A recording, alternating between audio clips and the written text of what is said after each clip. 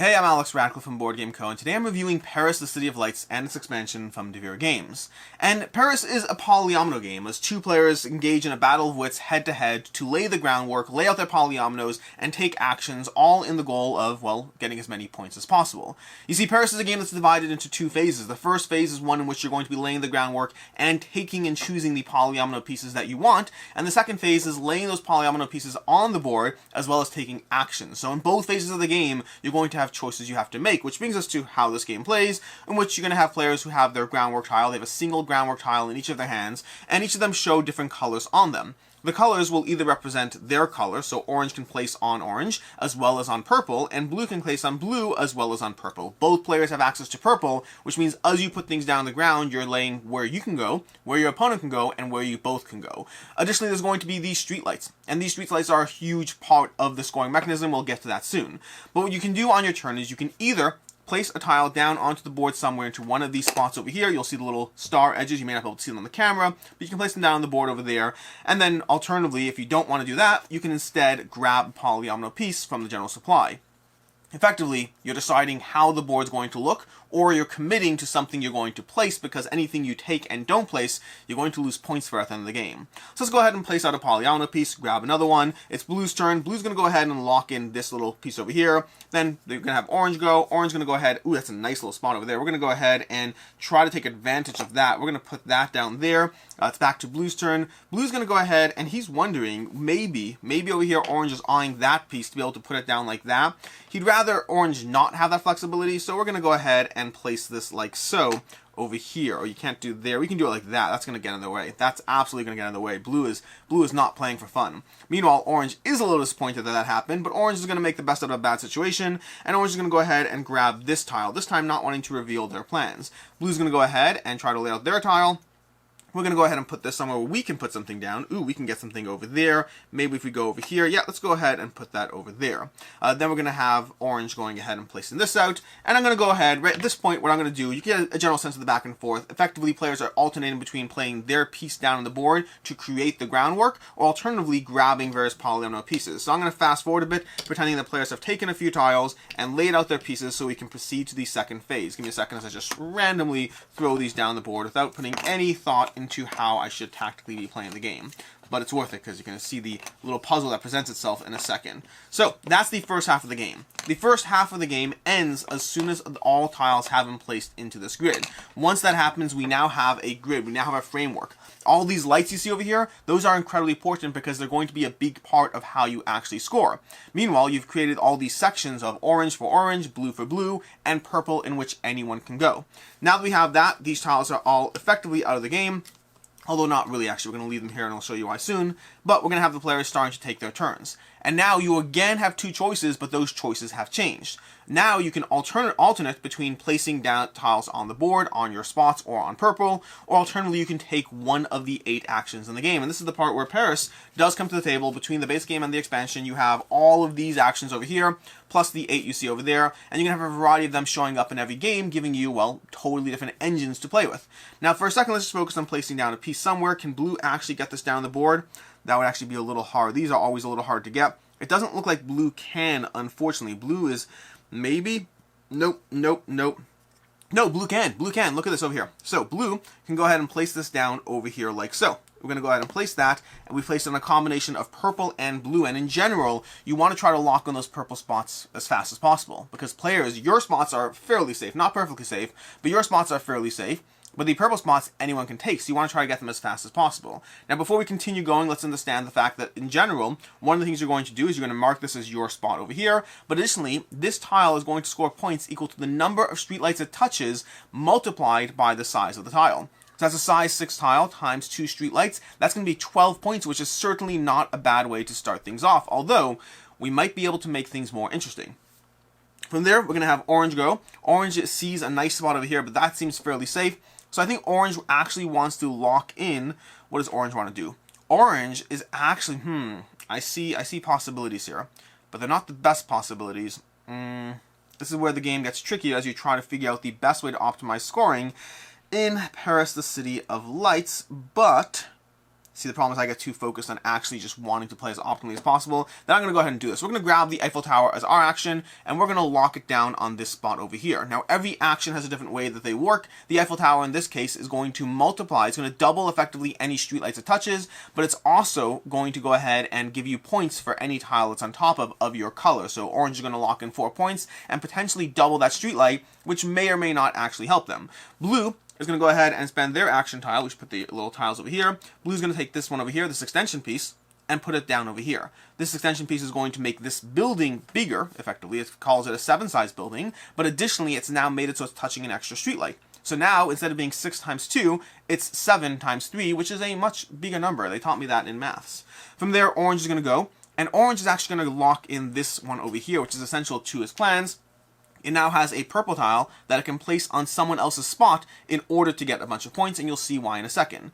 Blue's going to go ahead on their turn. They're trying to figure out what they want to take. They can go ahead and they have this spot over here. They're going to try to lock in this spot quickly before yellow can get their hands in it. Although it's not orange can get their hands in it. Although it's not necessarily the best spot. In fact, this spot is probably much better. Also taking in those, but it's next to 2 streetlights, plus it extends the length of the building, which is important. From there, we're going to have orange is going to go ahead and go. And orange is going to take this purple tile that they earned, placing it over blue, effectively making a tile that they can place now in their turn. And then they're going to go ahead and lock their building in, which is very good because this is a building that's effectively now next to 3 streetlights. 1, 2 because of the Eiffel Tower doubling that one, and then 1 over there. Players are going to go back and forth alternating between the actions that they take and the tiles that they're placing down on the board in order to get as many points as possible. Points in the game are going to come from a few main sources. The first, as I said already, is the size of the building multiplied by the number of streetlights it touches. That 21-point building there, that could be half your entire score depending on the game you're playing. But additionally, you're going to get points for the largest grouping of buildings that you have. So for example, let's pretend that blue has this building over here. What we're going to do is we're going to look at the board and we're going to say at the end of the game that blue has a 3 building here, and then they have a total of 10. 1, 2, 3, 4, 5, 6, 7, 8, 9, 10. They have 10 over there as far as, that's more, yeah, 10. Size 10 building over there, which means they're going to score an additional 10 points. Effectively, your largest network of buildings is going to score 1 point per spot. That's another way you score points. And then finally, the last way you score points is going to be based on the various tile abilities in play. So for example, we know that orange is going to score 4 points because the Eiffel Tower is on top of 2 orange squares. And of course, it's multiplying that streetlight as well. So you're going to want to look at the various abilities in play. This one, for instance, is going to give 3 points to anything it touches. So for example, if blue can put it, I don't think there's a great spot for blue to put it, but if blue puts it over here, it's touching 2 buildings, which means it's going to score an additional 6 points for blue. The various action tiles are going to give you different ways to mitigate, to modify things. This one lets you swap one of your tiles with one in the supply, which can be very helpful if things didn't work out the way you wanted to. This over here, this is an excellent tile. It can be particularly brutally mean too. This one allows you to place your tile on top of a streetlight, which can be huge in terms of being able to take out your opponent. Had orange had, just the board position changed a bit, had we used the combination over here and put this down over here, we could have put one of our buildings down, put it over here, no, that wouldn't have worked, yeah, over here, we could have gone ahead and put, let's say, this building over here, denying a bunch of streetlights to that building. So the game is going to alternate between trying to further your own score and trying to do whatever you can to just mess over the opponent. That's true the entire course of the game, from the very beginning as you start laying out the groundwork to help yourself and hurt your opponent, from the tiles you draft to help yourself and hurt your opponent, and from the actions and placements you take to help yourself and hurt your opponent, which brings us to the review part of this game, starting off with the ease of play. The rules for Paris are super easy. The game is easy to pick up, it's easy to teach, it's easy to do everything. The one thing I will say is it does take, I would say, at least half a game, maybe even a full game, before you fully understand and appreciate the ramifications of setting the groundwork, of taking the tiles, of taking the actions.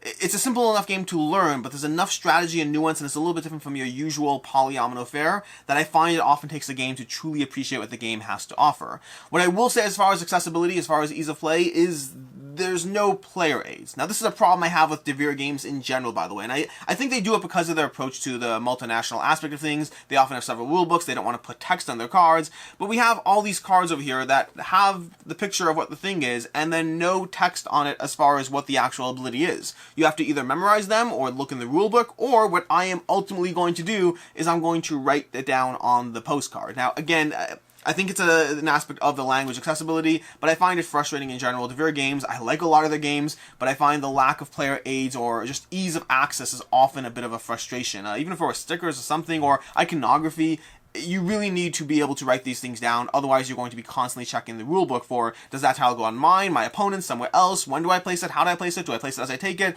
lots of small little nuances that you're really going to want to write things down. Past that, table space is fairly minimal, what you see is what you get, and game time is roughly 30 minutes. As far as player count, this is a 2-player game, and as you might imagine, I've played this one at 2 players. As far as what I like, don't like, and can see others not liking, this game is really, really good. Spoilers to the whole final thoughts, but I really appreciate the tactical nature of what this game has to offer. The fact that you have 2 phases to the game, and within each phase you have 2 different actions, means you're constantly being presented with just a puzzle of what you want to do. Where do you want to place your tiles? Which polyomino pieces do you want to take? Which polyomino pieces do you want to place? Which actions do you want to take? Because if I don't place this polyomino piece this turn, you're probably going to lock in those purple squares and take them from me. But if I don't take that action this turn, you're going to take that action from me. Everything in this game is hugely tense in terms of the options that are presented, in terms of the strategic aspects in play, in terms of the constant choice between denying your opponent, between helping yourself. There's so much going on. Those purple spots are everything in this game. The purple spots give it a constant challenge as you build the board, but understanding the whole time that even though you're planning, even though blue's sitting here planning around this spot over here, at any point orange can jump in and just take those purple spots from them, which is going to provide a constant back and forth, a constant struggle of what you do, how you do it, and when you do it. And earning that perfect move is so ridiculously rewarding, and it will happen.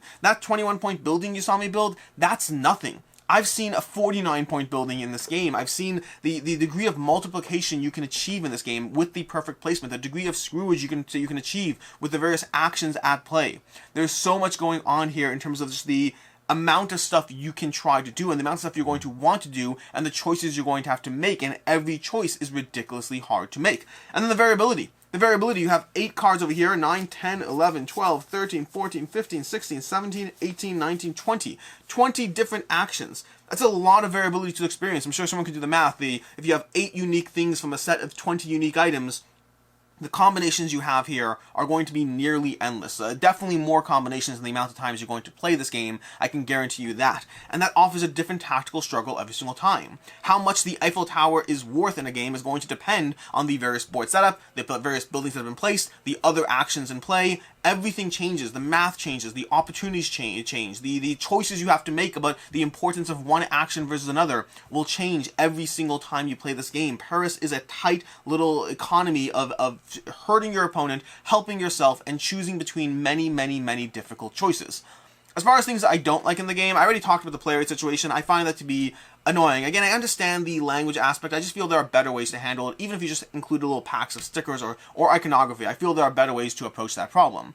Secondly, and this I probably should have pulled something up from the box, but there's a few actions that have standees. I would have rather they had been meeples. I may look to replace them. I find that the meeples function better, not for the buildings. The buildings work well, but for the various characters, I would have rather have little wooden meeples that went on the board. This is a minor critique, and that's where my things that I don't like ends. I do not have a lot that I do not like about this game. As far as what I can see others not liking, there's a little more there. First of all, a few technical stuff out of the way. The polyomino pieces do share colors with players. You have this blue over here and a blue player, and then this reddish orange going on. And I have found consistently that it's a little confusing teaching people that the colors of the polyominoes have nothing to do with the colors of the players. I wish they had not included blue in the game, and maybe even not the red. It makes for a very pretty looking game because of the cohesiveness of all the colors, but it adds a drop to the confusion. Very minor nitpick, and not something that bothers me, but I have found it to be a confusing point for others. Secondly, the game does not fit in the box properly. Now, there is an asterisk to this, but effectively the game box has the board inside, which means when you have the base game, that was totally fine. You can fit everything into the box, no problem, and it results in a very pretty spot that you're building out. I do like the end result. But then once you have the expansion, you just can't, practically speaking, fit things in the box. Maybe you could squeeze things in if you're willing to disassemble every standee every single time, but practically speaking, it's not really viable. I have taken to having 2 boxes, having the box with all the contents and having the box with the board, and if you want to stuff everything into the expansion box and not play on this board, you could probably do that, although then you'd lose the board. Now, the asterisk on this is there is a thread on Board Game Geek, I'll link to that down below, in which somebody has cut out the edge of the box in a way that they can lift it up, put things underneath, and put it back down. I still haven't decided if I want to do that myself, but understand that if this is a problem for you, that is something you can evaluate as a potential solution. Thirdly, but most importantly, the other two are more meaningless, is this game can be mean. It can be very, very, very, very, very mean. Now, I appreciate that. I appreciate the cutthroat nature. The fact that when I'm playing this with my daughter, I created a perfect space for this little X piece over here, and she saw that, and she's like, I will take that now. It didn't even help her. It didn't even help her. She ended up using this levitation to swap it back into play. It was unbelievable of her. But she did it, and denied me a whole chunk of points in the process. The game is mean. The game is about widening the score gap between two players. Not inherently having more points yourself, but just rather widening that gap. And you can widen the gap by doing things that are good for you. You can also widen that gap by hurting your opponent. This game rewards mean play. This game rewards denying your opponent. Now, more often than not, don't get me wrong, more often than not, you are going to be doing things that help yourself. But there certainly are times and situations in which a cutthroat play is a cutthroat play, and that might be a problem for you. I love it about the game. I love the tension of trying to choose everything, trying to want everything, and resulting and coming up with a good play between those. But you might not appreciate how mean this game can be.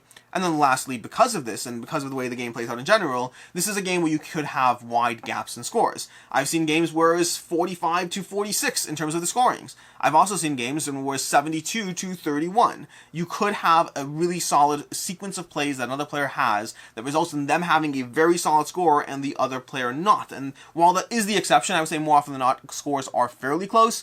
It certainly can happen, and so factor that into your decision of whether this is a game for you. As far as the expansion, before we dive into final thoughts, as far as the expansion, what this one adds is just more action cards. It adds a bunch more action cards to your game, adding more variability. I like most of the actions it adds, and so, I mean, if you like the game Paris, I do highly recommend picking up the expansion. If you don't like the game Paris, I don't think this is changing your mind. It's more of the same. It's more good stuff, but very much more of the same. As far as final thoughts and rating on this one, this game is absolutely fantastic. This is a game that has very much joined my list of underrated games. Games in which my opinion of a game vastly differs from the general population. This is a game that's a 7.4 on Board Game Geek, which is a good rating. But for me, it's a straight up 5 out of 5. I love this game, and the critiques I have do not meaningfully take away from the experience. It is such a ridiculously good head-to-head, tense game, back-and-forth strategic puzzle of being mean, of looking for opportunities, of finding that perfect scoring. There's a lot going on, although it's worth noting, this is a game that has grown on me with every play. My first game, I was okay with it. But like I said already, you kind of need that second game to lock in a full understanding of just how tactical this game is. And my second play, I was like, this game is great. My third play, this game is better. My fourth play, this game is better. This is a game that has consistently grown on me with every single play. I think for me, the point where I was willing to call it a 5 out of 5 was probably my fourth or fifth play. It is just that good.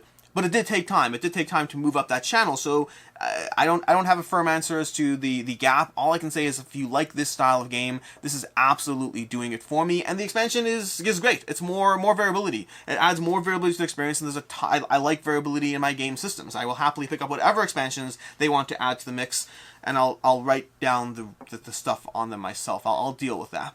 As far as other game recommendations, if you like this or if you want other things like this, if you want a polyomino two-player head-to-head game that is significantly less cutthroat, Patchwork from Uwe Rosenberg is going to be a classic that gives you the same polyomino pleasingness without all the ridiculous tension that this brings to the table. And then secondly, if you like that aspect of kind of laying the groundwork and placing your polyomino pieces on top of one another, then the Grand Carnival will very much give you that experience in a very different polyomino game.